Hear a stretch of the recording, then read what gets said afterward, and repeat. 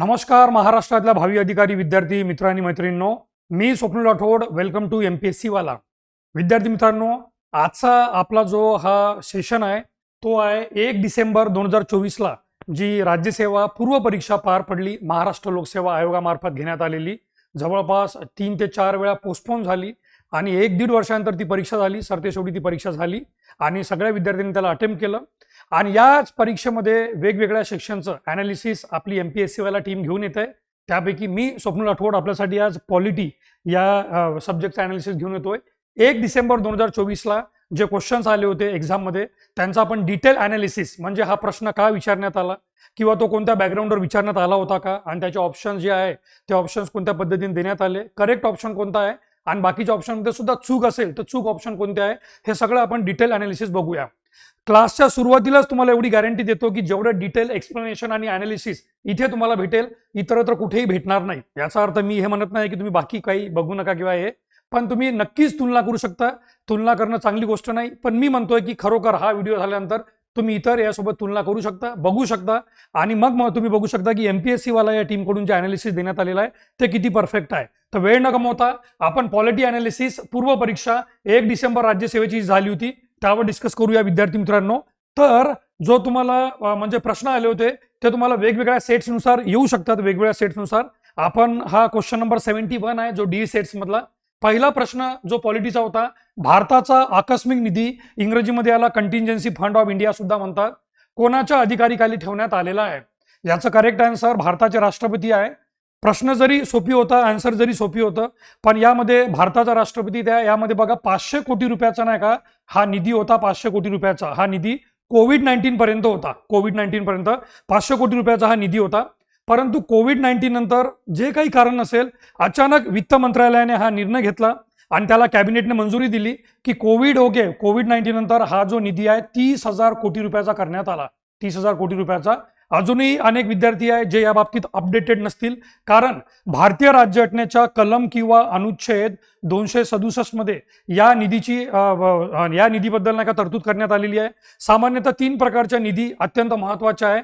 त्यातली पहिला जो निधी आहे तो संचित निधी, जो बजेट संबंधी डायरेक्ट आहे. बजेट म्हणजे अर्थसंकल्प, भारताचा अर्थसंकल्प किंवा वार्षिक आर्थिक विवरणपत्र, अॅन्युअल फायनान्शियल स्टेटमेंट असं राज्यघटनेच्या 112 मध्ये जे नाव दिलेलं आहे ते संचित निधीसोबत प्रत्यक्ष संबंध आहे. तर या संचित निधीचं कलम 266 उपकलम 1 येतं. मग याच प्रकारे जे सर्वसामान्य लोकांपासून तर मोठमोठ्या क्लास 1 सुपर क्लास 1 अधिकाऱ्यांचे दर महिन्याला पगारातून जी कपात होते आणि ती कपात नका PFच्या नावाने म्हणा किंवा इन्शुरन्सच्या नावाने म्हणा, जी काही त्यांची कपात होते पगारातून त्यांच्या वेतनातून, ती जाते लोकलेखा निधीमध्ये, ज्याला पब्लिक अकाउंट ऑफ इंडिया म्हणतात. ऐक नाही, लोकलेखा निधी. तर लोकलेखा निधी तो येतो कलम 266 उपकलम 2 मध्ये. काही जागी अ आणि ब सुद्धा वापरतात त्याला. तर 266 उपकलम 1 आणि 266 उपकलम 2 ऑलरेडी 2 निधीबद्दल. संचित निधी, ज्यांना इंग्रजीमध्ये म्हणतो आपण कॉन्सोलिडेटेड फंड ऑफ इंडिया, आणि लोकलेखा निधी म्हणजे पब्लिक अकाउंट ऑफ इंडिया. आपले जे पैसे शेअर मार्केटमध्ये आपण गुंतवतो, बँकेमध्ये ठेवतो, म्युच्युअल फंड काढतो किंवा त्यानंतर नका आपण नका म्हणजे सोन्या चांदीमध्ये त्याला इन्व्हेस्ट करून बँकेमध्ये डिपॉझिट करतो, पोस्ट ऑफिसमध्ये जी RD रिकरिंग डिपॉझिट आहे, अशा वेगवेगळ्या प्रकारचे FD वगैरे, जिथे जिथे आपण आपल्या सर्वसामान्य व्यक्तींपासून तर सर्व लोक जिथे पैसा गुंतवतात तो निधी म्हणजे लोकलेखा निधी. याचा वापर गव्हर्नमेंट डेली बेसिसवर करत राहतं आणि म्हणूनच हा निधी तुम्हाला परत देताना भरपूर लमसम अमाऊंट आणि व्याजासहित देण्यात येतो. तर संचित निधी 266 लोकलेखा निधी 266 आणि मग त्यानंतर येतो तिसरा निधी, तो म्हणजे आकस्मिक निधी. आकस्मिक निधी हा येतो अनुच्छेद 267 मध्ये. याचबद्दल आपल्याला प्रश्न विचारण्यात आला होता. मला हा प्रश्न अनेक वर्षापासून एक्सपेक्टेड होता. चालू घडामोडीमध्ये सरतेशेवटी त्यांनी नका 4 वर्षांतर हा प्रश्न विचारला, साधारणतः 3 वर्षानंतर. कारण 2021 मध्ये याला मान्यता देण्यात आली की जो 500 कोटी रुपयाचा आकस्मिक निधी आहे भारताच्या राष्ट्रपतीच्या अधीनस्थ ठेवण्यात आलेला, तो 30,000 कोटी करण्यात आलेला. आणि या 30,000 कोटीपैकी 40 कोटी म्हणजे 12,000 कोटी रुपये जे आहे हे नाही का अर्थ मंत्रालयाच्या खर्च विभाग, जो म्हणजे डिपार्टमेंट ऑफ एक्सपेंडिचर म्हणतो आपण त्याला. अर्थ मंत्रालयाचे 5 ते 6 डिपार्टमेंट आहे अर्थ मंत्रालय. स्वतः अर्थ मंत्रालय म्हणजे ministry of finance, Nirmala Sitharaman यांचं, आणि त्या अर्थ मंत्रालयाचे 5-6 विभाग आहे. महसूल विभाग, खर्च विभाग, आर्थिक कामकाज विभाग, निर्गुंतवणूक विभाग असे अनेक विभाग आहे. त्यापैकी खर्च विभाग म्हणजे मिनिस्ट्री ऑफ एक्सपेंडिचर, आपला department of expenditure.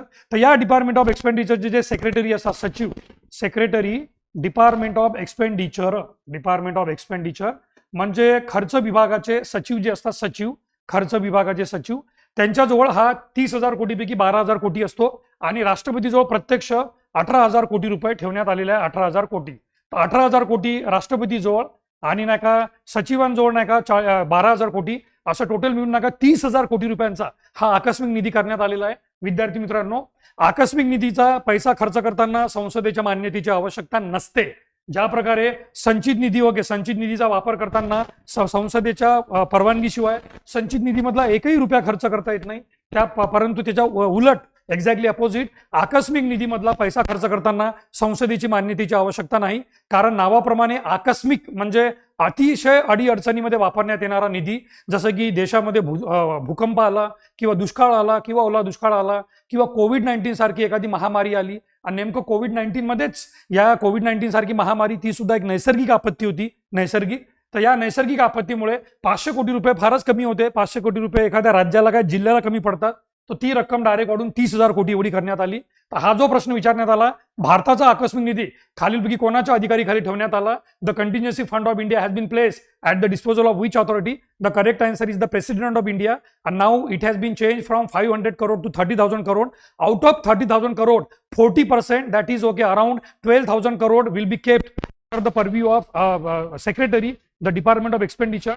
The rest of the 18,000 crore, which is a very lump sum amount that was created on the background of COVID-19, it has been kept under the authority of the biggest constitutional post in India, that is the president of India. तर भारताचे राष्ट्रपती हे correct answer आहे. कलम 267.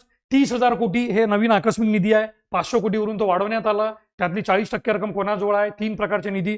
सगळ्या माहिती दिल्या. तर सांगितल्याप्रमाणे तुम्हाला म्हणजे पूर्ण डिटेल अनालिसिस नका तुम्हाला इथे करून देण्यात आलं. पूर्ण डिटेल अनालिसिस. भारताचे राष्ट्रपती हे करेक्ट आन्सर आहे. लक्षात घ्या सगळे विद्यार्थी मित्रांनो. त्यानंतर नेक्स्ट क्वेश्चन, जो one of the beautiful question, अशाच प्रश्नामुळे नका राज्यसेवा ही राज्यसेवा वाटते. तर घटक राज्यातल्या आणीबाणी संदर्भात मुंबई खटला बाबत खालील विधान योग्य घ्या. घटक राज्याची आणीबाणी याला दूरपर्यंत म्हणजे आणीबाणी नाही का असा शब्द राज्यघटनेत वापरण्यात आलेला नाही. 3 शब्द आहे. घटक राज्याची आणीबाणी, नंबर 2 राष्ट्रपती राजवट, आणि नंबर 3 घटनात्मक आणीबाणी. पण हे तिन्ही शब्द न वापरता शब्द आहे कलम 356 मधला, जेव्हा राज्यातली घटनात्मक यंत्रणा अपयशी ठरते. तर विद्यार्थी मित्रांनो, इथे स्पष्टपणे सांगू इच्छितो मी तुम्हाला की बघा 3 शब्द आपल्या भारतीय राज्यघटनेमध्ये वापरण्यात आलेले, की सॉरी राज्यघटनेमध्ये वापरण्यात न येता 3 शब्द, जसा राज्यसेवेच्या पेपरमध्ये घटक राज्य आणीबाणी असा शब्द वापरण्यात आला, स्टेट इमर्जन्सी, घटक राज्य आणीबाणी. परंतु याला सर्वात पॉप्युलर नाव आहे ते म्हणजे राष्ट्रपती राजवट. याच नावाने ती सर्वात जास्त ओळखण्यात येते. किंवा नंबर 3 याला संवैधानिक किंवा घटनात्मक आणीबाणी सुद्धा म्हणतात. संवैधानिक किंवा घटनात्मक आणीबाणी असं सुद्धा म्हणतात याला. परंतु हे तिन्ही शब्द घटनेत नाही. हे म्हणजे पहिला अटेम्प्ट ज्या विद्यार्थ्यांनी दिला असेल त्यांना ॲडिशनल माहिती देतोय. कारण ॲनालिसिस करायचं आहे तर मग पूर्ण चिरफाड करायचं, ऑपरेशन करायचं आहे. तर एखाद्या MBBS सारखं म्हणजे MBBS डॉक्टर सारखं न करता MD किंवा MS, जो MS ना का एकदम चिरफाड करतो आणि एकदम प्लेन डॉक्टर सुद्धा ऑपरेशनला असिस्ट करतो, पण वी डोंट वॉन्ट असिस्टंट, आपल्याला एकदम मेन डॉक्टर सारखं काम करायचं आहे. तर पूर्ण चिरफाड करूया. घटक राज्य आणीबाणी, स्टेट इमर्जन्सी, राष्ट्रपती राजवट, प्रेसिडेंट्स रूल आणि कॉन्स्टिट्युशनल आणीबाणी किंवा घटनात्मक संवैधानिक आणीबाणी. तर हे शब्द ओके, हे शब्द घटनेत नाही, हे शब्द घटनेत नाही. मग घटनेत नेमका शब्द कोणता आहे? तर घटनेमध्ये जे कलम 356 आहे, अनुच्छेद 356, यानुसार नका देण्यात आलेला आहे घटक राज्याची प्रशासकीय यंत्रणा, प्रशासकीय यंत्रणा म्हणजे मुख्यमंत्री व त्याचं मंत्रिमंडळ हे अपयशी ठरलेलं आहे की नाही. घटक राज्याची प्रशासकीय यंत्रणा, घटक राज्य घटनेनुसार ओके, घटनेनुसार चालवण्यास अपयशी ठरलेले आहे. चालविण्यास, मराठी थोडी कमजोर आहे माझी, तर त्यामुळे विद्यार्थी मित्रांनो, कमजोर म्हणजे थोडी वेगळ्या प्रकारची आहे, कमजोर नाही आहे, परंतु एक विदर्भीयन टच असल्यामुळे थोडंसं बोलण्यामध्ये हे होऊ शकतं.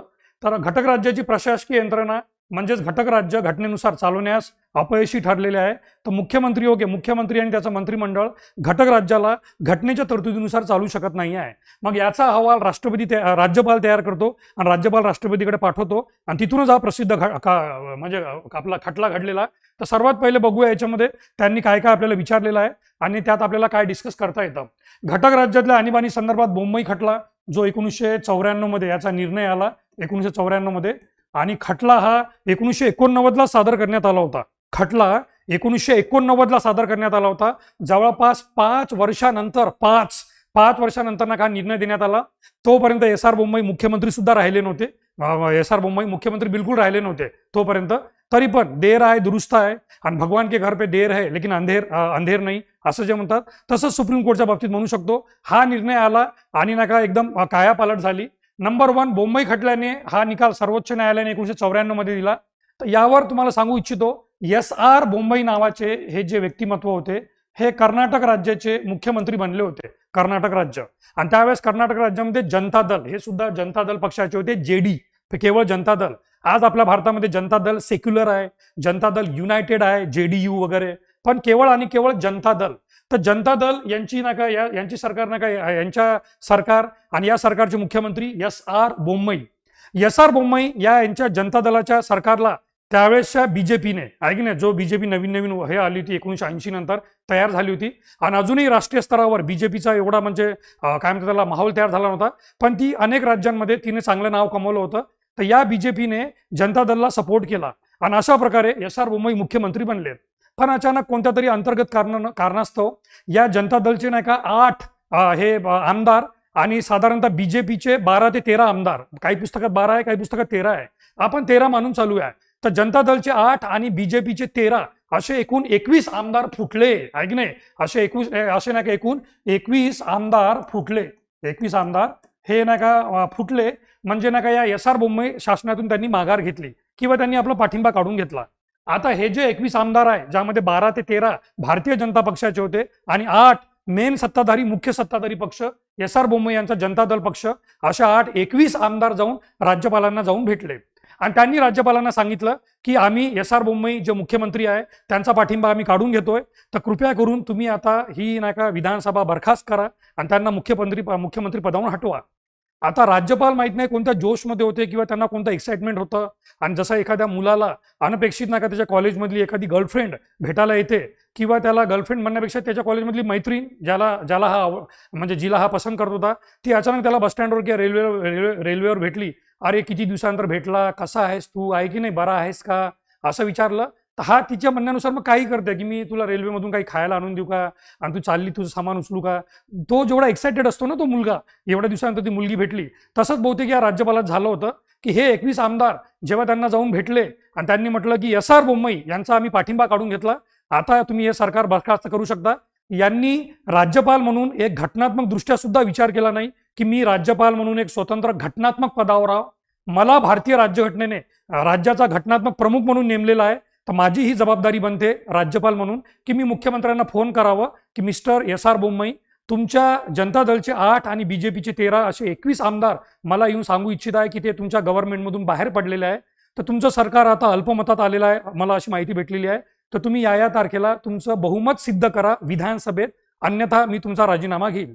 याला म्हणतात म्हणजे एक शिष्टाई म्हणतात त्याला, शिष्टाई. परंतु राज्यपालांनी असं न करता एक्साइटमेंटमध्ये येऊन या 21 आमदारांचा एकूण मुख्यमंत्री एस आर बोंबई यांना त्यांच्या पदावरून काढून डायरेक्ट विधानसभा बरखास्त करण्याची आणि राज्यामध्ये राष्ट्रपती राजवटीची घोषणा केली. राज्यामध्ये राष्ट्रपती राजवट म्हणजे कलम 356 अंतर्गत प्रेसिडेंट रूल लावण्याची घोषणा केली.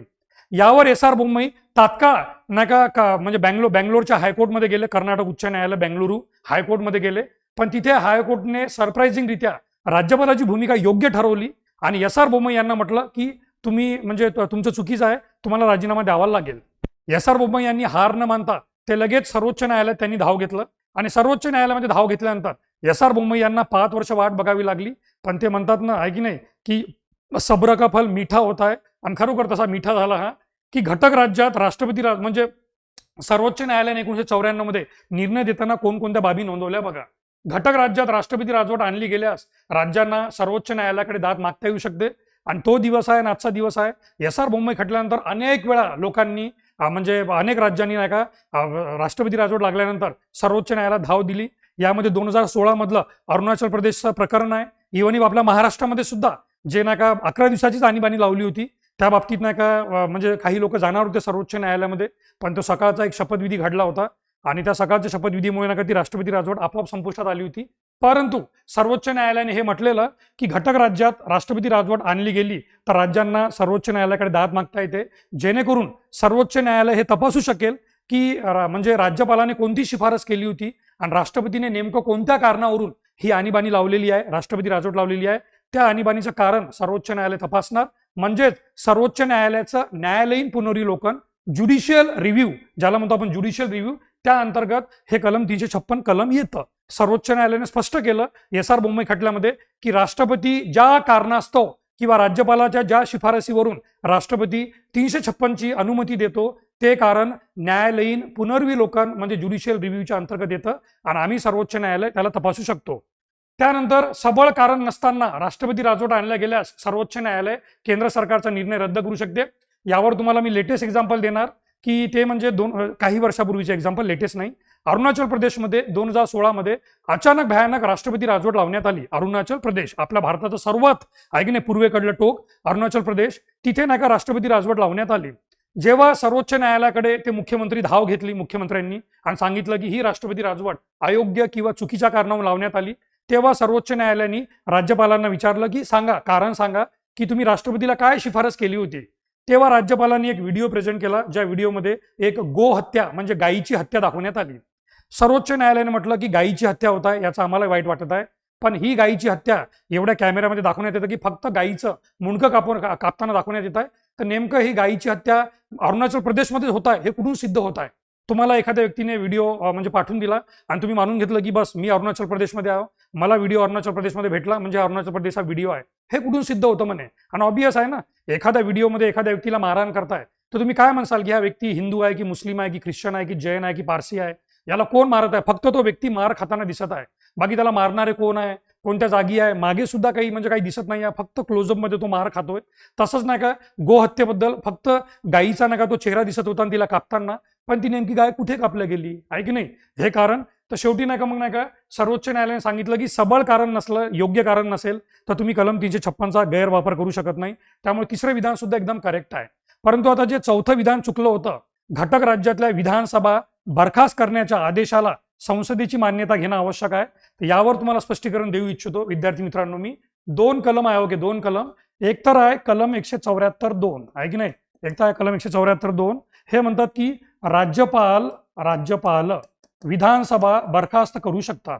राज्यपाल विधानसभा बरखास्त करू शकतात असं नाही का, राज्यपाल विधानसभा बरखास्त करू शकतात, हे कलम 174(2) म्हणतात.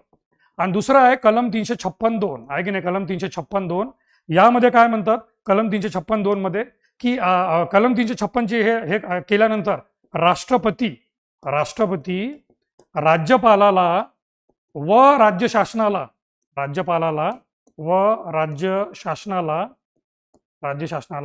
विधानसभा बरखास्त करण्याची पॉवर देऊ शकतात. विधानसभा बरखास्त करण्याचे अधिकार देऊ शकतात, म्हणजे पॉवर देऊ शकतात, अधिकार देऊ शकतात.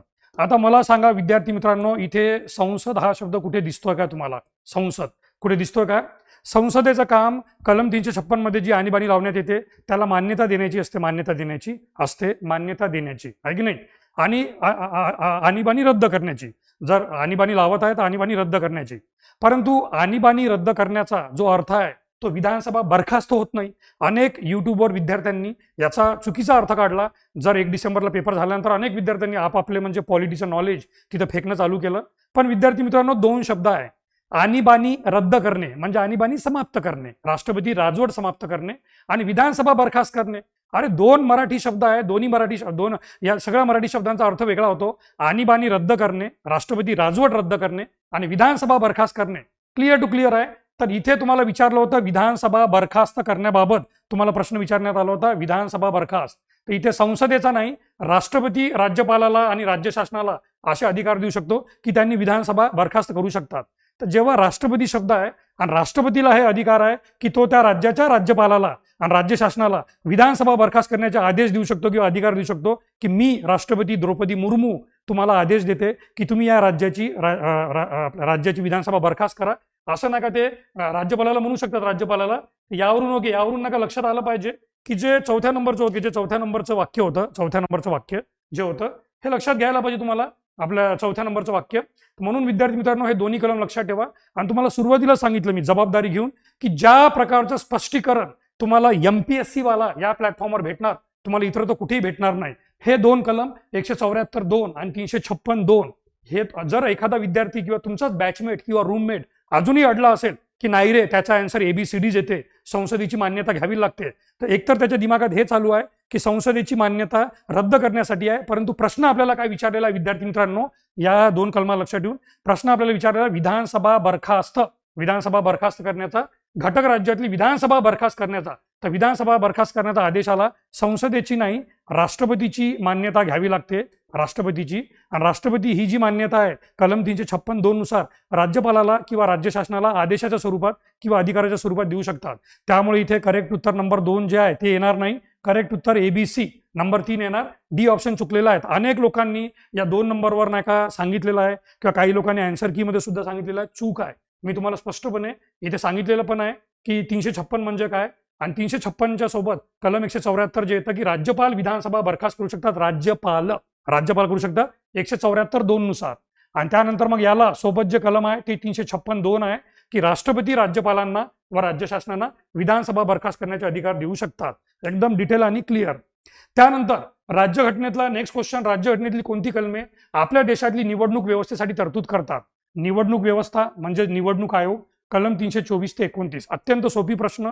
घटनात्मक संस्थेवर बघा प्रश्न किती आले तुम्हाला, संवैधानिक किंवा बिगर संवैधानिक आणि वैधानिक या संस्थेवर मुख्य माहिती आयुक्त, माहिती आयुक्तांवर, निवडणूक आयोगावर 3-3, 4-4 प्रश्न, एकूण लिमिटेड 12 प्रश्न होते. आणि त्या 12-13 प्रश्नापैकी 3 ते 4 प्रश्न घटनात्मक संस्था किंवा वैधानिक संस्था किंवा बिगर वैधानिक संस्था असं विचारण्यात आलेलं.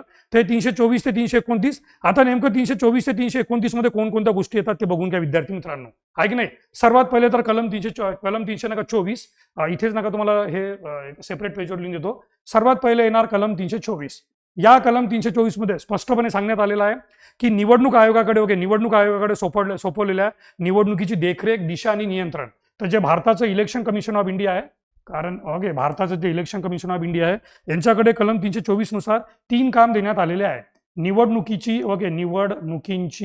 लोकसभा असो की विधानसभा असो त्या निवडणुकींची दिशा, त्यानंतर देखरेख आणि नियंत्रण करण्याचे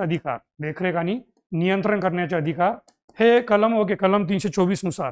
त्यानंतर नेक्स्ट कलम बघितलं 325 आहे की नाही. नेक्स्ट कलम 325 आहे. तर या 325 नुसार कोणताही व्यक्ती धर्म, वंश, जात किंवा लिंग या आधारामध्ये मतदार यादीमध्ये अपात्र होऊ शकत नाही. म्हणजे सिंपल गोष्ट आहे, कोणत्याही नागरिकाची, आहे की नाही, कोणत्याही व्यक्ती असो भारतामध्ये, त्या कोणत्याही व्यक्तीची त्याचा धर्म, वंश, जात, लिंग, आहे की नाही, या आधारावर त्याला अपात्र ठरवता येत नाही. या आधारावर अपात्र ठरवता येत नाही.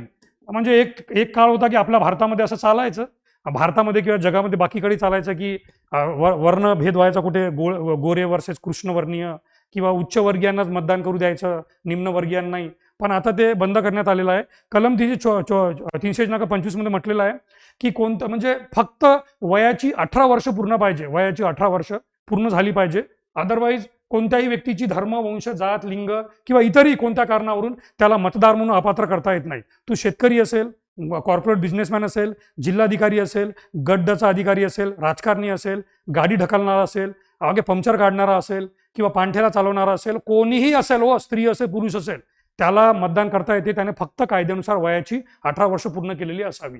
त्यानंतर नका कलम 326 जे आहे, कलम 326, या कलम 326 मध्ये यावर राज्यसेवा मुख्याला प्रश्न येऊन गेला होता.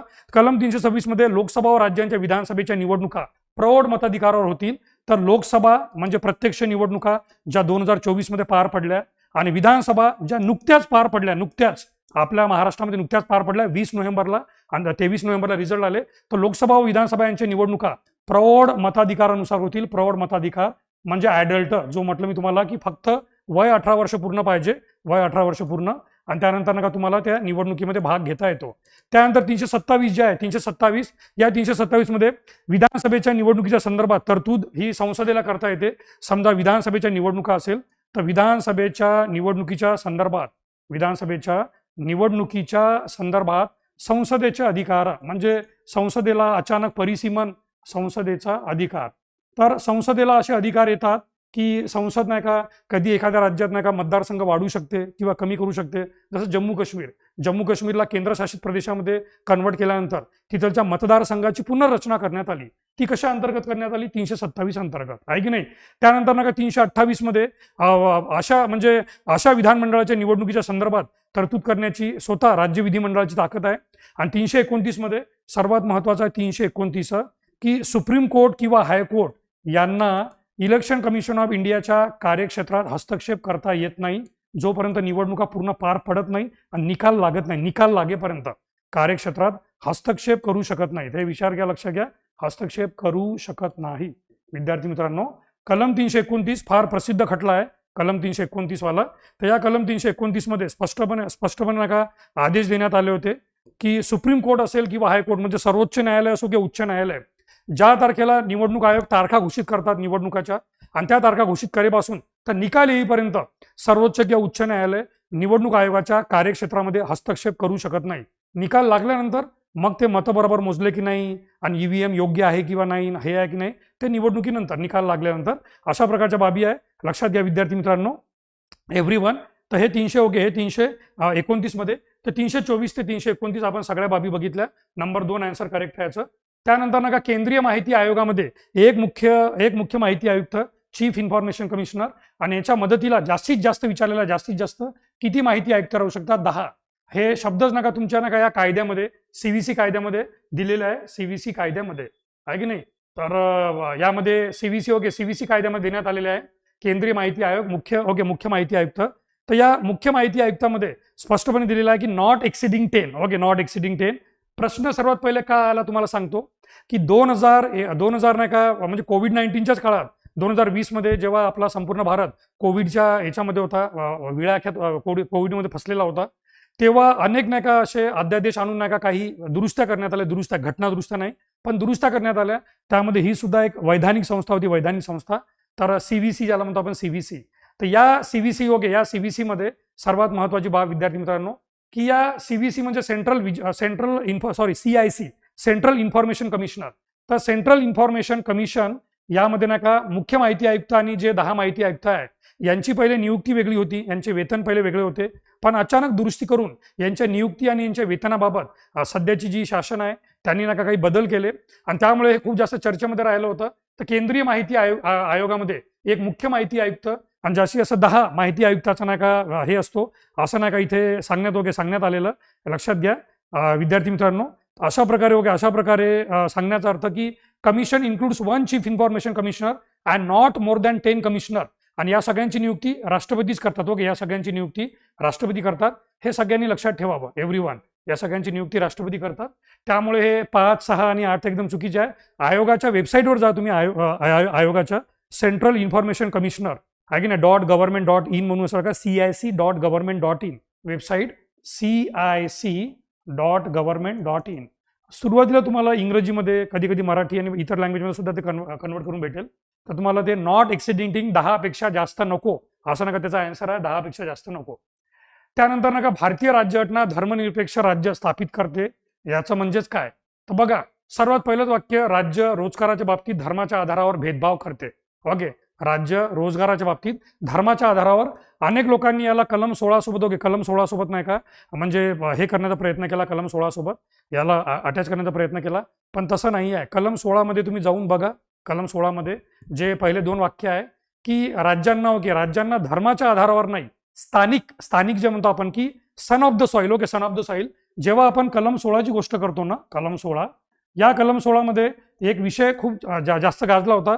तो विषय म्हणजे कोणता की राज ठाकरे यांची नाका, जेव्हा राज ठाकरे यांनी काही दिवसापूर्वी एक नाका विषय काढला होता की महाराष्ट्रामध्ये रेल्वेतले जॉब असो किंवा कोणतेही जॉब असो, हे महाराष्ट्रातल्याच मराठी भाषिकांना भेटले पाहिजे, अशी त्यांनी डिमांड काढली होती.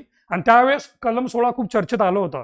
तर त्यावेळेस नका त्यांनी स्वतःहून बोलून दाखवलं होतं कलम 16 मध्ये की संसदेला हा अधिकार आहे, राज ठाकरे यांचे शब्द आहे की संसदेला हा अधिकार आहे की त्यांची इच्छा असेल तर ते महाराष्ट्र राज्यासाठी असा कायदा बनवू शकतात की महाराष्ट्र राज्यामध्ये जे हे आहे त्याला काय म्हणतात, महाराष्ट्र राज्यामध्ये संसदेनुसार son of the soil, okay, son of the soil म्हणजे स्थानिकांना जॉब देता येतं, सन ऑफ द सॉईल.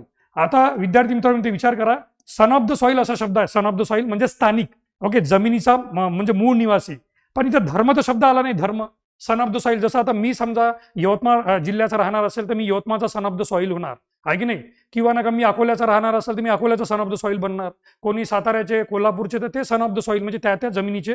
इथे धर्म येत नाही, धर्म कोणी असो, Hindu Muslim Sikh Christian Parsi, son of the soil म्हणजे त्या तिथे राहणारा व्यक्ती, त्याचा धर्म वगैरे येत नाही.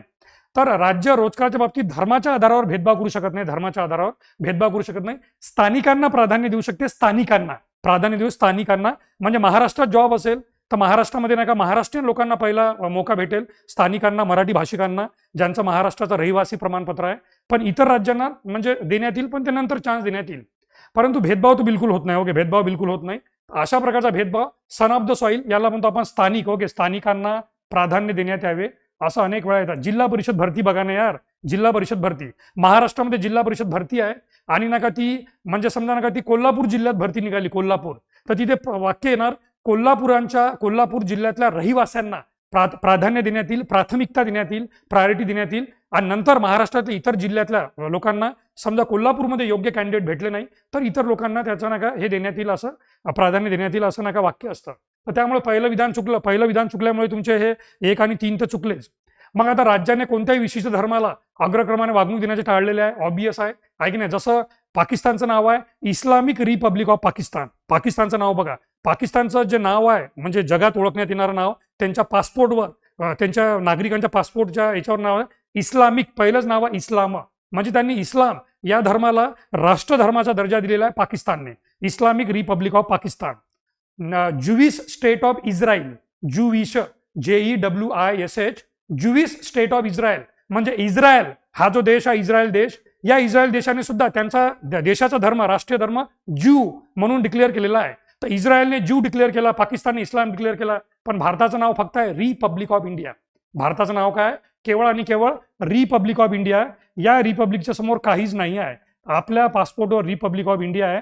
यावरून लक्षात येतं की भारताने कोणत्याही विशेष धर्माला अग्रक्रमाने वागणूक दिली नाही. आपल्या प्रिएम्बलमध्ये सुद्धा हे आहे, सार्वभौम, समाजवादी, धर्मनिरपेक्ष, सर्व धर्म समभाव, राज्य सर्व धर्मांना समान समजते, ऑब्वियस आहे, प्रिएम्बलमध्ये आहे. सर्व जनतेला श्रद्धा आणि पूजा करण्याचे स्वातंत्र्य आहे, जे प्रिएम्बलमध्ये शब्द आहे. न्याय, स्वातंत्र्य, समता, बंधुत्व, तर ते स्वातंत्र्य श्रद्धा आणि पूजा करण्याचे पण आहे. कोणालाही अपवादाशिवाय शैक्षणिक संस्था, धार्मिक शिक्षण देण्यास स्वतंत्र आहे. तर हे कलम 25 ते 28 मध्ये जर आपण कलम 28 बद्दल बघितलं, कलम 28 मध्ये 4 प्रकारचे 4 तरतुदी आहे, 4 तरतुदी. या 4 तरतुदीमध्ये स्पष्टपणे सांगितलेलं आहे, या 4 तरतुदीमध्ये स्पष्ट आहे की तुम्हाला कोणत्या प्रकारच्या शैक्षणिक संस्थेमध्ये धार्मिक शिक्षण देता येतं.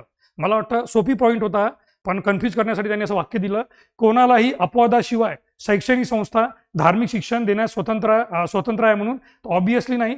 समजा याच्यामध्ये कलम 28 मध्ये सांगितलेलं आहे की 4 प्रकारच्या शैक्षणिक संस्था असतात. ज्या शैक्षणिक संस्था 100% पूर्णतः राज्याच्या पैशातून, राज्याच्या कायद्यानुसार चालत आहे, तिथे तर धार्मिक शिक्षण देताच येत नाही, धार्मिक शिक्षण देताच येत नाही. अशा प्रकारच्या ज्या बाबी आहे, त्यामुळे करेक्ट आन्सर इथे BCD येणार, BCD येणार. आता बी आणि डी पण दिलं होतं यांनी, ए वाले तर कटलेच होते, बी आणि डी म्हटलेलं आहे. पण सी वाक्य तर युनिव्हर्सल ट्रूथ आहे, भारतातलं राज्य म्हणजे स्टेट ऑफ इंडिया, सर्व धर्मांना समान समजते. ऑब्विसली BCD हे करेक्ट आहे. त्यानंतर मुख्य माहिती आयुक्तांच्या नियुक्तीची शिफारस करण्याच्या समितीचे एकाच पदावर म्हणजे एकाच मुख्य माहिती आयुक्तावर, यापूर्वीचा सुद्धा प्रश्न 10 माहिती आयुक्त आणि हा सुद्धा प्रश्न, मुख्य माहिती आयुक्तांच्या नियुक्तीची शिफारस करणाऱ्या समितीचे खालीलपैकी कोण सदस्य असतात. तर इलिजिबिलिटी, ओके, इलिजिबिलिटी या टॉपिकमध्ये नका तुम्हाला ते पाहायला भेटेल. तर सर्वात पहिले याच्यामध्ये येणार पंतप्रधान, आणि पंतप्रधान हे जे आहे या समितीचे प्रमुख असतात. पंतप्रधान या समितीचे प्रमुख असतात, पंतप्रधान समितीचे प्रमुख असतात. यामध्ये prime minister is the chairman of this committee. त्यानंतर नाही का लोकसभेतले नाही का विरोधी पक्षनेते, लोकसभेतले विरोधी पक्षनेते, जसं आता सध्या राहुल गांधी येतील, राहुल गांधी. आता म्हणजे हा सुद्धा विषय खूप वेळ चालला होता. 2024 पर्यंत, 2024च्या निवडणुका होईपर्यंत 2014 पासून तर 2024 पर्यंत गेल्या 2 लोकसभेत म्हणजे 5-5 वर्षाच्या 2 लोकसभा 10 वर्षात आपल्या भारतात एकही अधिकृत ऑफिशियली विरोधी पक्ष नव्हता, नेता नव्हता. त्यामुळे अशा वैधानिक पदावर कोणाची नियुक्ती करायची आहे, स्टॅट्युटरी पदावर, वैधानिक पदावर नियुक्ती करायची आहे, तर पंतप्रधान आणि पंतप्रधानासोबत इतर लोक राहायचे, पण विरोधी पक्ष नेते राहायचे नाही.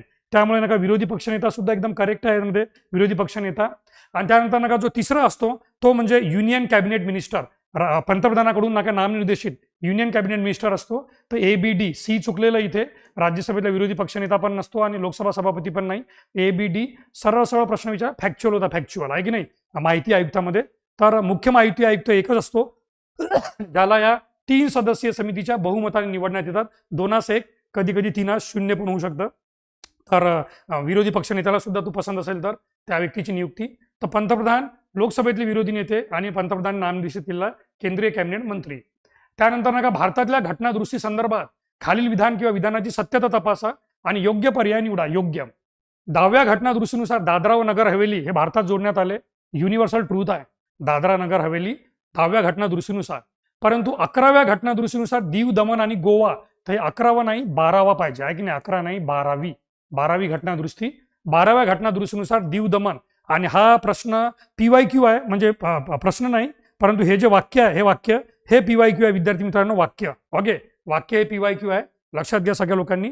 तर याच्यामध्ये जे हे सांगण्यात आलेलं की 11व्या घटना दुरुस्तीनुसार दीव दमण, तर हे 11वी नाही 12वी आहे. 12वी घटना दुरुस्तीनुसार दीव दमण आणि गोवा, आज गोवा वेगळं राज्य झालेलं आहे आणि दीव दमण आणि दादरा नगर हवेली हे 26 जानेवारी 2020ला एकत्रित करून एकच केंद्रशासित प्रदेश करण्यात आलेला आहे.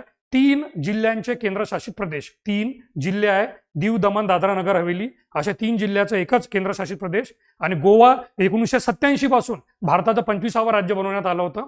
त्यानंतर 15व्या घटना दुरुस्तीनुसार केंद्रशासित प्रदेशामध्ये विधिमंडळाची स्थापना करण्यात आली, ते सुद्धा चुकीचं आहे. 14वी घटना दुरुस्ती आहे की नाही, 14वी घटना दुरुस्ती. तर या 14व्या घटना दुरुस्तीने विद्यार्थी मित्रांनो, हे जे 14वी घटना दुरुस्ती आहे, तर या 14व्या घटना दुरुस्तीने आपल्या याच्यामध्ये 14व्या घटना दुरुस्तीने का चेंजेस केले आणि कलम 239 आणि कलम 240 मध्ये चेंजेस केले होते. तर इथे 15वी नाही 14वी पाहिजे होती. ओके, 15वी नाही 14वी पाहिजे होती, लक्षात घ्या सगळ्या विद्यार्थी मित्रांनो. तर यामध्ये सांगण्याचं ओके, राज्यघटनेचं जे 14वे विधेयक आहे 1962, हे 15वं चुकीचं आहे, 14वी पाहिजे होती. 14वी घटना दुरुस्ती 1962, याला तुम्ही सुद्धा चेक करू शकता. म्हणजे मी तुम्हाला म्हटलं की ज्या प्रकारे स्पष्टीकरण आपण देतोय आणि ज्या प्रकारे आपण डिटेलमध्ये माहिती आपण देतोय अशी तुम्हाला कोणी देऊ शकणार नाही. पण आहे की नाही, 14वी घटना दुरुस्ती 1962 ही नाही का 1962 मध्ये आणली होती आणि या 16 ऑगस्ट 1962 पासून हे नका लागू करण्यात आलं. तर यानुसार नका सर्वात पहिले पॉंडिचेरी नावाचा केंद्रशासित प्रदेश संविधानात नमूद करण्यात आला. पॉंडिचेरी नावाचा आहे की नाही, इथे केंद्रशासित प्रदेश विचारलं तर सर्वात पहिले पॉंडिचेरी म्हणजेच आजचा पुडुचेरी आहे की नाही, पुडुचेरी या नावाचा प्रदेश संविधानामध्ये नमूद करण्यात आला. नमूद 14वी घटना दुरुस्ती 1962ने पुडुचेरी नावाचा एक नका प्रदेश संविधानामध्ये आपल्या राज्यघटनेमध्ये नमूद करण्यात आला. आणि घटनेच्या कलम 81(1)(ब) नुसार आहे की नाही, घटनेचं कलम 81(1)(ब) जो संसदेचा अधिकार आहे, यानुसार लोकसभेत केंद्रशासित प्रदेशांचे प्रतिनिधित्व 20 पेक्षा जास्त करू नये, हे सुद्धा डिसाईड करण्यात आलं. 20 पेक्षा जास्त करू नये. यानुसार नका जे केंद्रशासित प्रदेश असतात यांना जास्तीत जास्त 20 जागा द्यायच्या, 20 जागा युनियन टेरिटरीला, 20 जागा. तर ते पहिले होतं ना 530 जागा राज्यांच्या, 20 जागा याच्या युनियन टेरिटरीच्या आणि 2 अँग्लो इंडियन असायचे, 2 अँग्लो इंडियन. पण आता हे 2 अँग्लो इंडियनचं बाजूला ठेवा, ते तर रद्द झालं. 20 जागा युनियन टेरिटरीला द्यायचं, हे कलम 81(1)(ब) नुसार करण्यात आलं. आणि सरते शेवटी हे जे घटना दुरुस्ती करण्यात आली 1962, तर या घटना दुरुस्ती 1962 नुसार म्हणजे कलम 240च्या तरतुदीचं पालन करण्यासाठी एक नवीन कलम ऍड करण्यात आला. नवीन कलम ते म्हणजे कलम 239 कॅपिटल ए, 239 कॅपिटल ए. आणि तो दिवस आणि आजचा दिवस आहे पॉंडिचेरी. पॉंडिचेरी या केंद्रशासित प्रदेशाला कलम 239A नुसार स्वतःची विधानसभा लाभलेली आहे. स्वतःची विधानसभा.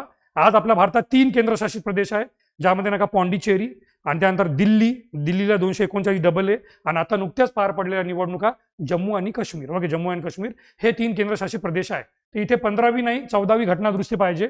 बाकी मग आता A and D इथे ऍब्सोल्युटली करेक्ट आहे की 22व्या घटना दुरुस्तीनुसार मेघालय या राज्याची निर्मिती करण्यात आली. मेघालय, ओके, मेघालय या राज्याची निर्मिती करण्यात आली. लक्षात घ्या सगळ्या लोकांनी 22वी घटनादुरुस्तीनुसार. त्यानंतर नका अयोग्य जोडी ओळखा. आता हा जो स्कॅन केलेला पेपर आहे, या विद्यार्थ्याने 2 नंबर केलं. आता चुकीने समजा या विद्यार्थ्याचा 1 मार्काने, समजा एक मार्काने किंवा 0.50 ने त्याचा नका स्कोअर गेला, त्याचा कट ऑफ गेला, तो स्वतःला किती म्हणाल तो. त्याला हे सुद्धा माहित नाही की 24 जानेवारीला RRR म्हणजे राष्ट्रपती, राष्ट्रगीत आणि राष्ट्रगान आहे की नाही. RRR म्हणजे राष्ट्रपती, राष्ट्रगीत आणि राष्ट्रगान हे 24 जानेवारीला स्वीकारण्यात आलं. त्यामुळे करेक्ट आन्सर इथे नका 25 जानेवारी हे 1950 जे 1950 ते 1957 पाहिजे. 1957, ओके, 1957 पाहिजे याच्यामध्ये. कारण विद्यार्थी मित्रांनो तुम्हाला माहिती देतो, भारताची राष्ट्रीय दिनदर्शिका शक संवताची म्हणजे शक संवताची सुरुवात. आणि या शक संवतावर शक संवतावरच नका आपल्या भारताचं हे राष्ट्रीय कॅलेंडर, नॅशनल कॅलेंडर म्हणतो, नॅशनल कॅलेंडर कशावर आधारित आहे. शके संवत इतिहासाचा भाग आहे. तर शक संवताची सुरुवात म्हणून शकाचे युग हे चिन्हांकित केलेले आहे. 1957 मध्ये, ओके, 1957 मध्ये आपल्या भारतामध्ये अधिकृतरित्या हे ऍक्सेप्ट करण्यात आलं. 1956 प्रपोजल मांडण्यात आलं, पण 1957 पासून 1957 हे ऍक्सेप्ट करण्यात आलं. या कॅलेंडरमध्ये आजचे 365 दिवस आणि 12 महिने सारखेच दिवस आहे. आणि ही रचना जी आहे ग्रेगोरियन कॅलेंडरच्या रचनेसारखी आहे. जी राष्ट्रीय दिनदर्शिका आहे ती ग्रेगोरियन कॅलेंडर सारखीच रचना आहे. ग्रेगोरियन कॅलेंडर सारखी रचना. तर ग्रेगोरियन कॅलेंडर सारखी रचना आहे. ग्रेगोरियन कॅलेंडर सारखी रचना आहे. लक्षात घ्या विद्यार्थी मित्रांनो. आणि चित्रार किंवा चैत्र किंवा चित्रार हा शक कॅलेंडरचा पहिला महिना आहे. चित्रार आहे की नाही. शक कॅलेंडर जो आहे ना, शक कॅलेंडर, तर शक कॅलेंडरचा पहिला महिना चित्रार येतो. पहिला महिना चित्रार आहे की नाही. चित्रार आहे की नाही. चित्रार हा पहिला महिना येतो आणि तो 22 मार्च पासून सुरू होतो. आणि लीप वर्षात तो 21, ओके, लीप वर्षात नका तो 21 दिवसाचा असतो, 21 दिवसाचा. तर हे नका हे कॅलेंडर 1957 मध्ये कॅलेंडर सुधारणा समितीने सादर केलं होतं. कॅलेंडर सुधारणा समितीने. आणि अत्यंत प्रसिद्ध खगोल भौतिकशास्त्रज्ञ, अत्यंत प्रसिद्ध खगोल भौतिकशास्त्रज्ञ डॉक्टर मेहगंद शाह आहे की नाही. त्यांचं नाव इथे सांगतो तुम्हाला मी, डॉक्टर मेहगंद शाह आहे की नाही. डॉक्टर मेहगंद शाह यांनी नका या सुधारणा सुचवल्या होत्या. डॉक्टर मेहगंद शाह, ते लक्षात घ्या एव्हरीवन. डॉक्टर मेहगंद आहे की नाही. डॉक्टर मेहगंद शाह यांनी नका हे कॅलेंडर सुधारणा समितीचं नेतृत्व केलं होतं. आणि नका या मग नका म्हणजे ही नका हे कॅलेंडर नका स्वीकारण्यापूर्वीच गव्हर्नमेंट वापरतच होतं, पण ते आपल्याला सवय लागली होती. पण त्याला कन्फर्म करण्यात आलं. डॉक्टर मेहगंद शाह यांच्या नेतृत्वाखाली ही समिती होती. इथे 1957 पाहिजे विद्यार्थी मित्रांनो, 1957. बाकी तर सगळं एकदम करेक्ट आहे. 26 जानेवारीला राष्ट्रीय चिन्हाचा स्वीकार, सत्यमेव जयते, नॅशनल एम्ब्लेम आहे की नाही. त्यानंतर संविधानद्वारे राष्ट्रध्वज 22 जुलै 1947. अनेक वेळा हा PYQ आलेला. भारतातल्या विविध राष्ट्रीय आयोगाच्या संदर्भात खालील तरतुदी विचारात घ्या. भारतीय राज्यघटनेच्या कलम 339 नुसार अनुसूचित जाती आणि जमाती, तर हे 339 नाही 338 पाहिजे. त्यातही अनुसूचित जातीसाठी 338 फक्त 338 अनुसूचित जातीसाठी ओरिजिनल 338. आणि अनुसूचित जमातीसाठी 338A. 89व्या घटनादुरुस्तीने दोघांना वेगळं केलं. 89वी घटनादुरुस्ती 2003 ने दोघांना वेगळं केलं. आणि एवढंच नाही, आता तिसरं जे आलेलं आहे याच्यामध्ये, तिसरं 338 नका B, ते मागासवर्गीयांसाठी आहे, OBC साठी. OBC national commission for backward classes आहे की नाही. National commission for backward classes यासाठी नका ते करण्यात आलेलं आहे. National commission for backward classes. तर यामध्ये नका हे 339 म्हणजे चुकलेलं, त्यामुळे नका आपला A ऑप्शन कटलं. त्यानंतर अजून कुठे आहे A कटलं. मग आता B आणि D आणि B आणि C मध्ये राहिलं होतं. राष्ट्रीय महिला आयोग अधिनियम 1990 नुसार राष्ट्रीय महिला आयोगाची स्थापना करण्यात आली. वैधानिक संस्था ही, वैधानिक एकदम करेक्ट आहे, नॅशनल कमिशन फॉर विमेन. त्यानंतर राष्ट्रीय अल्पसंख्याक आयोग 1992 नुसार सुद्धा राष्ट्रीय अल्पसंख्याक आयोगाची स्थापना करण्यात आली.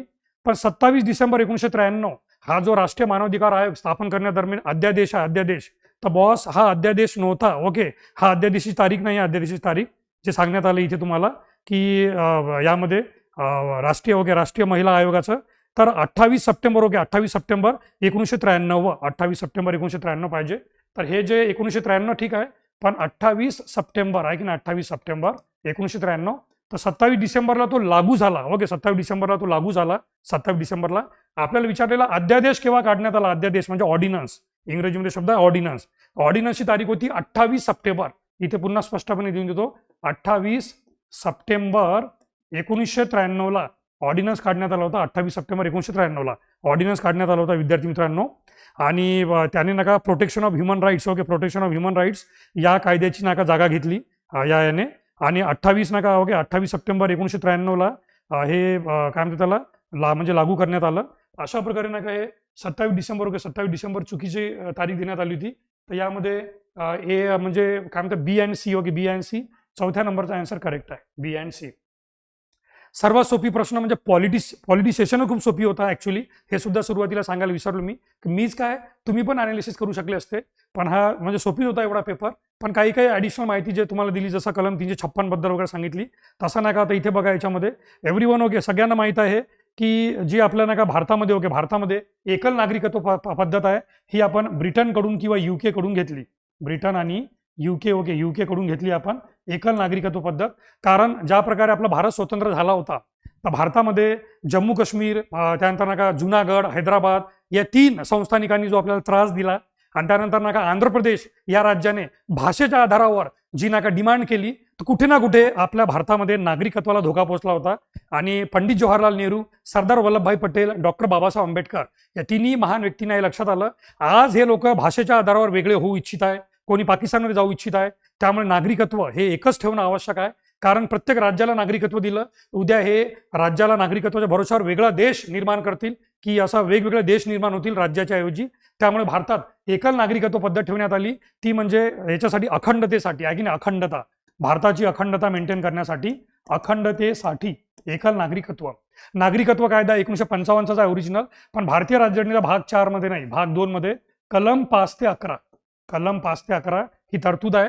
त्यामुळे इथे नाही का फक्त ए आणि B, A number, okay, number 3चा ऑप्शन ए आणि बी करेक्ट आहे. कलम 5 ते 11 भारतीय नागरिकत्व कलम भाग 2 मध्ये आहे, भाग 2 मध्ये. त्यानंतर कोणत्या घटनादुरुस्ती कायद्याद्वारे दिल्लीला राष्ट्रीय राजधानी क्षेत्र म्हणण्यात आलं? 69वी घटनादुरुस्ती, आणि याला 239 डबल ए हे कलम देण्यात आलं. एकतर दिल्लीमध्ये आता 2020ला निवडणूक आहे की नाही, दिल्लीमध्ये 2025ला निवडणूक आहे, 2025ला, 20 मध्ये झाल्या होत्या, 5 वर्षानंतर म्हणजे 2025ला निवडणूक आहे. तेवढंच नाही तर दिल्लीचा नाही का जो एक नवीन कायदा आलेला आहे, ज्यामध्ये दिल्लीला म्हणजे 69व्या घटनादुरुस्तीनुसार दिल्लीला जे पॉवरफुल बनवलं होतं, तेवढंच नका कमकुवत करण्याचा आरोप सध्याची नका जे पक्ष आहे आम आदमी पक्ष, त्यांनी नका केंद्र सरकारवर टाकलेलं. तर त्याचा नका GNGTD ऍक्ट आहे तो, तर तो दिल्लीच्या बाबतीत.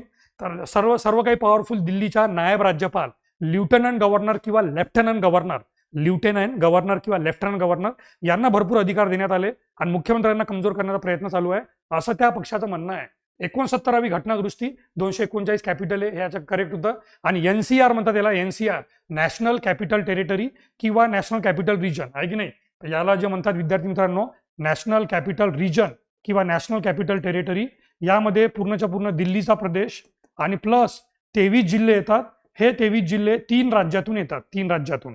8 जिल्हे जे आहे, 8 जिल्हे सर्वात जास्त हरियाणाचे येतात, 13, ओके, 13 नका जे आहे 13, तर 13 जिल्हे जे आहे ते हरियाणाचे येतात सर्वात जास्त. त्यानंतर 8 जिल्हे जे आहे ते UPचे येतात, UPचे, आणि 2 नाही का राजस्थानचे पण येतात, राजस्थान. आणि त्यामुळे या तीन राज्यातली सर्वात जास्त भाऊ गर्दी तिथे पाहायला भेटते, हरियाणा, UP आणि राजस्थान. आणि त्यामुळे नाही का दिल्लीमधली जी मेट्रो आहे, मेट्रो ती गुडगाव नोएडापर्यंत जाते, नोएडापर्यंत. तर UP मधला, ओके, UP मधला नका नोएडा, हरियाणामधला गुडगाव, इथपर्यंत दिल्लीची मेट्रो जाते. तर यावरून तुम्हाला लक्षात येईल नॅशनल कॅपिटल रिजन किंवा नॅशनल कॅपिटल टेरिटरी दिल्ली आणि 23 जिल्हे, या 23 जिल्ह्यामध्ये 13 जिल्हे हरियाणा, 8 जिल्हे UP आणि 2 जिल्हे राजस्थानचे येतात. 69वी घटनादुरुस्ती. भारतीय राज्यघटनेचा कोणत्या कलमात भारताचे नियंत्रक व महालेखा परीक्षक या पदाची तरतूद आहे? यामध्ये जास्त काही बोलणार नाही मी, कलम 148, कारण प्रश्न आपल्याला जेवढा विचारला तेवढीच तुम्हाला माहिती देईल. तर भारताचा नियंत्रक व महालेखा परीक्षक comptroller and auditor general of India, कलम 148. मला वाटतं की हा प्रश्न लगेच नाही का त्या प्रश्नाला रिप्लेस करणार, की आतापर्यंत राज्यसेवेमध्ये किंवा स्पर्धा परीक्षेमध्ये सर्वात जास्त प्रश्न पॉलिटीमधून कोणता विचारण्यात आला? आतापर्यंत BN राव यांचा प्रश्न होता, घटनेचे कायदेशीर सल्लागार म्हणून कोण? BN राव. त्या प्रश्नाला रिप्लेस करण्याच्या मार्गावर हा प्रश्न आहे, कलम 148 भारताचे महालेखा परीक्षक व नियंत्रक. दरवर्षी पेपरमध्ये पाहायला भेटतो हा तुम्हाला, दरवर्षी. त्यानंतर पहिल्या लोकसभेच्या संदर्भात खालील विधाने विचारात घ्या. 25 ऑक्टोबर 1951 ते 21 फेब्रुवारी 1952 या कालावधीमध्ये म्हणजे साधारणतः 8 ते 9 महिन्यात भारताची निवडणुका पार पडली होती. पहिली निवडणुका 68 टप्प्यात पार पडली होती विद्यार्थी मित्रांनो, 68 टप्प्यात पार पडली. आज आपल्या भारताजवळ एवढा पैसा आहे, आज आपल्या भारताजवळ एवढा प्रचंड पैसा आहे, आज आपल्या भारताजवळ एवढी टेक्नॉलॉजी आहे, ईव्हीएम सारख्या मशीन आहे, म्हणजे कागदाचा नका खर्च वाचवलेला आहे. आणि त्यानंतर नका जागोजागी नका एवढे पोलिंग बूथ आहे, लोकांना जवळच्या जवळ घराजवळ नका सेंटर उपलब्ध आहे. प्रत्येक गोष्टी या भारतामध्ये एकदम नॉर्मल झालेल्या आहे निवडणुकीसाठी. आणि नका तिथे निवडणुकीला नका मग तुम्हाला गिफ्ट वगैरे सुद्धा कॅप वगैरे देतात. परंतु पहिली निवडणूक एवढी भयंकर पार पडली होती ती तर सुकुमार सेन यांना म्हणजे आपण नक्कीच त्यांचे आपण उपकार मानले पाहिजे. स्वतंत्र भारताचे पहिले मुख्य निवडणूक आयुक्त, chief election commissioner Sukumar Sen, ज्यांनी 68 टप्प्यात निवडणूक पार पडली. आज भारतामध्ये एवढा पैसा वगैरे असून 7 टप्प्यामध्ये आपण निवडणुका पार पाडतो. 7 ही पहिली निवडणूक 68 टप्प्यात पार पडली आणि 1951 मध्ये सुरू झाली, 1952 मध्ये आहे की नाही. ऑक्टोबर, नोव्हेंबर, डिसेंबर, जानेवारी, फेब्रुवारी, मार्च, एप्रिल, मे 8 महिने लागले पूर्ण. लोकसभेचं पहिलं अधिवेशन जे आहे, पहिलं अधिवेशन ते 13 मे 1952 ला सुरू झाले. प्रसिद्ध तारीख आहे 13 मे 1952. परंतु पहिल्या लोकसभेचे जे कालावधी आहे ती 1 एप्रिल नाही 4 एप्रिल आहे की नाही. 4 एप्रिलला राष्ट्रपतीच्या आदेशाने विसर्जित करण्यात आली. 1 एप्रिल चुकीचं होतं, 4. मी म्हटलं ना, राज्यसेवा किंवा आयोग एकेका शब्दाचा एकेका वाक्याचा म्हणजे छोटं हे करतात. सगळं काही करेक्ट आहे याच्यामध्ये, 99.99% करेक्ट आहे. फक्त 1च्या ऐवजी 4 पाहिजे होतं. आणि हे जे डी होतं, जी.व्ही. मावळणकर, हे तर सगळ्या लोकांना माहित आहे, लोकसभेचे सभापती होते, सभापती म्हणून त्यांना आपल्या लोकसभेचे जनक म्हणतात. ओके, लोकसभेचे जनक म्हणतात त्यांना, लोकसभेचे जनक, कारण ते आपल्या म्हणजे लोकसभेचे पहिले सभापती म्हणून त्यांना मान भेटला. लोकसभेचे पहिले सभापती म्हणून जी.व्ही. मावळणकर, तर त्यांना लोकसभेचे जनक पण म्हणतात. त्यामुळे विद्यार्थी मित्रांनो, अ आणि ब इथे करेक्ट आहे, अ आणि ब हे करेक्ट आहे. आणि कोणते कलम उच्च न्यायालयांना मूलभूत अधिकाराच्या अंमलबजावणीसाठी निर्देश म्हणजे इथे प्रश्न होता कोणता, फंडामेंटल राईटसाठी, तर डायरेक्शन. Okay, direction. तर इथे बघा, रीट हा शब्द न वापरता, डायरेक्शन वापरण्यात आला, पण फंडामेंटल राईट कलम 226. 5 प्रकारचे प्राधिलेख सगळ्यांना माहित आहे. बंदी प्रत्यक्षीकरण किंवा देहोपस्थिती, इंग्रजीमध्ये हॅबियस कॉर्पस म्हणजे लॅटिन शब्द आहे. सेकंड, परमादेश म्हणजेच मॅन्डॅमस आहे की नाही. त्यानंतर नंबर 3, प्रोहिबिशन म्हणजे प्रतिषेध. त्यानंतर उत्प्रेषण म्हणजे सरशिओरारी. नंबर 5, अधिकार पृच्छा, कोणत्या अधिकाराने म्हणजे को वॉरंटो. अशा प्रकारे विद्यार्थी मित्रांनो, हे आपले म्हणजे पॉलिटीमध्ये जे प्रश्न विचारले होते, या पॉलिटीचे काही स्पष्टीकरण होतं. तर तुम्हाला सांगतो की पॉलिटीचे आपण जेवढेही आन्सर दिले, तर हे आयोगाची की आल्यानंतर सुद्धा बघा, याच्यात कोणताही चेंज होणार नाही, ही 100% आमची गॅरंटी आहे. माझीच नाही, जेवढेही लोक बाकीचे असतात त्यांची सुद्धा गॅरंटी आहे. कारण डेफिनेटली सेक्शन फार सोपी होता, परंतु SR बोंबईचा प्रश्न किंवा इतर काही प्रश्न जे होते तशा प्रश्नामध्ये हे जे सांगण्यात आलेलं तशा प्रश्नामध्ये, तर या प्रश्नामध्ये तुम्हाला जे म्हणजे आपण आन्सर की प्रोव्हाइड केलेली आहे ती अप टू डेट प्रोव्हाइड करण्यात आलेली आहे. लक्षात घ्या सगळ्या लोकांनी. त्यामुळे इथे कुठेच दूरपर्यंत म्हणजे चुकण्याचा प्रश्न नाही, दूरपर्यंत कुठे जिथे चुकण्याचा प्रश्न नाही. तर हे लक्षात घ्या सगळ्या लोकांनी. अशा प्रकारे आपला जो आजचा हा जो हे आहे म्हणजे काय म्हणतात त्याला, सेशन, हा इथे संपण्याची घोषित करतो. आणि सांगितल्याप्रमाणे जे स्पष्टीकरण तुम्हाला दिलं विद्यार्थी मित्रांनो आपल्या प्रत्येक प्रश्नामध्ये, की पहिली लोकसभा केव्हा समाप्त झाली, आणि कलम 174(2) राज्यपालाला विधानसभा बरखास्त करण्याचे अधिकार आहे. राष्ट्रपतीला कलम 356(2) नुसार राज्यपालांना आदेश देण्याचे अधिकार आहे की तुम्ही विधानसभा बरखास्त करा. आणि त्यानंतर कोणकोणत्या म्हणजे याच्यामध्ये आकस्मिक निधी किती रुपयाचा आहे, एवढं डिटेल स्पष्टीकरण. आणि ते दिल्यानंतर तुम्हाला जे आन्सर सांगितलेलं आहे, तर मला वाटतं तुमच्या सुद्धा मनात शंका कुशंका दूरपर्यंत असू नये की यार हे प्रश्न म्हणजे चुकीचे आहे, ऑप्शन चुकीचे वगैरे आहे का. सगळे एकदम परफेक्ट आन्सर की तुम्हाला दिलेली आहे पॉलिटी या विषयाची. तर विद्यार्थी मित्रांनो, मी स्वप्नील राठोड आता हा सेशन संपवतो. यावर तुमच्या प्रतिक्रिया कळवा, फीडबॅक कळवा, आणि अजूनही तुम्हाला याच्याबद्दल काही अपेक्षित असेल किंवा कोणत्या प्रश्नाबद्दल तर नक्कीच कळवा. आपण त्यावर सुद्धा एक व्हिडिओ घेऊन येऊ. तर MPSC वाला टीमकडून सर्व विद्यार्थी मित्रांना झालेल्या पूर्व परीक्षेच्या आणि येणाऱ्या आता पहिली आन्सर की आणि मुख्य परीक्षेसाठी तुम्हाला कोटी शुभेच्छा. धन्यवाद. जय हिंद, जय महाराष्ट्र.